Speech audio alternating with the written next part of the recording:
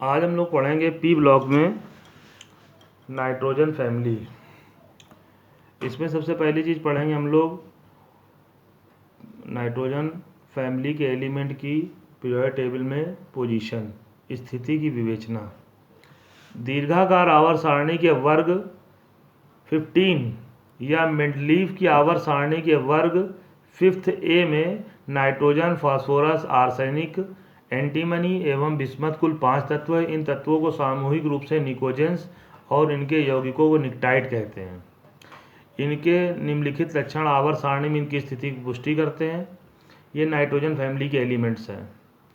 सबसे पहला आ जाएगा इलेक्ट्रॉनिक कॉन्फ़िगरेशन। अगर इलेक्ट्रॉनिक कॉन्फ़िगरेशन इसका बनाए तो इसमें देखिए हर एक में एस में आउटर मोस्ट में एस में 2 इलेक्ट्रॉन है, पी में 3 इलेक्ट्रॉन्स हैं।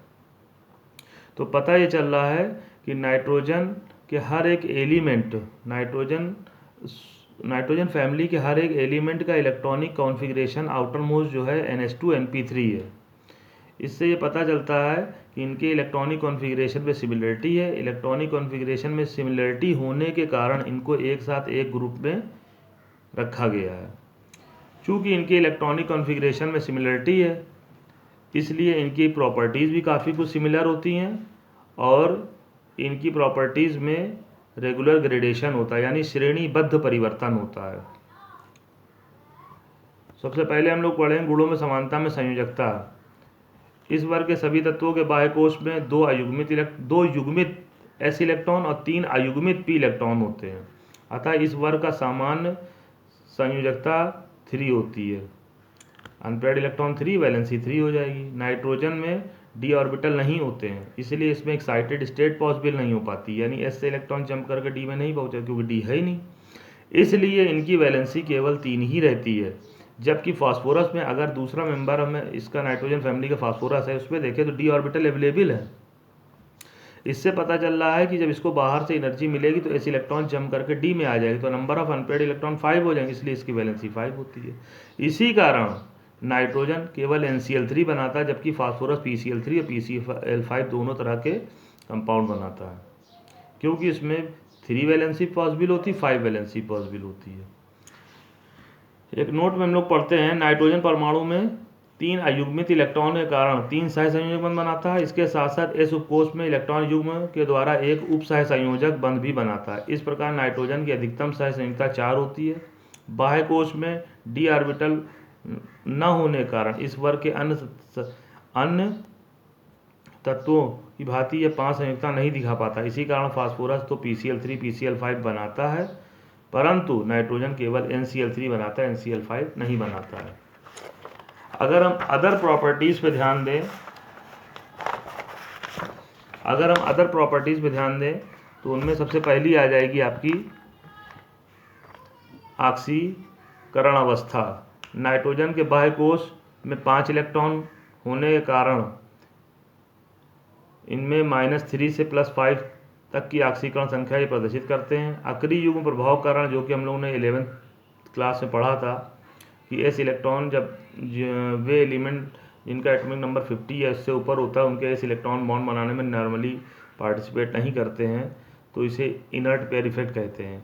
इस प्रभाव कारण +5 अवस्था का स्थायित्व नाइट्रोजन से बिस्मथ तक घटता जाता है। आयनन ऊर्जा, नाइट्रोजन परिवार के तत्वों का आयनन विभव अधिक होता है। इनमें हाफ फिल्ड P उपकोष पाया जाता है। ये स्टेबल इलेक्ट्रॉनिक कॉन्फ़िगरेशन है, इसी कारण नाइट्रोजन का आयनन विभव ऑक्सीजन के अपेक्षाकृत अधिक होता है।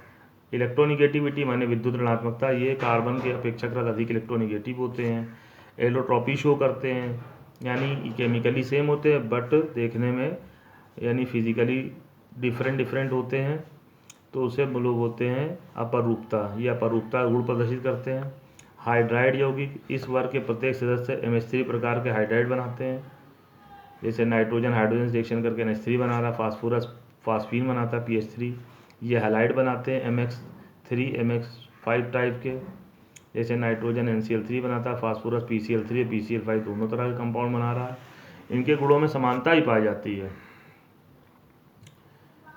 इनके गुणों में क्रमिक परिवर्तन भी होता है। समानता तो हम लोग पढ़ चुके हैं।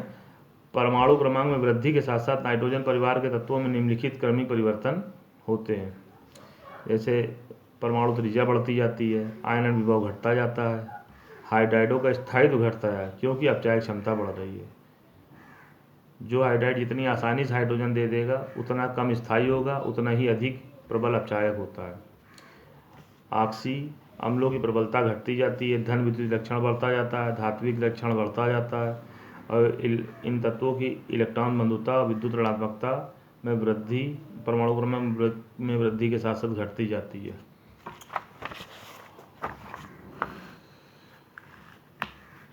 उपरोक्त गुणों से स्पष्ट है कि इनमें गुणों में समानता पाई जाती है, क्रमिक परिवर्तन भी होता है, इसलिए नाइट्रोजन के सभी तत्वों को पी ब्लॉक के अंतर्गत 5th में स्थान देना उचित है। इस तरह से ये स्थिति की विवेचना आपकी कंप्लीट हो गई, यानी position in periodic table complete हो गया। नेक्स्ट वीडियो में हम लोग अगला टॉपिक पढ़ेंगे।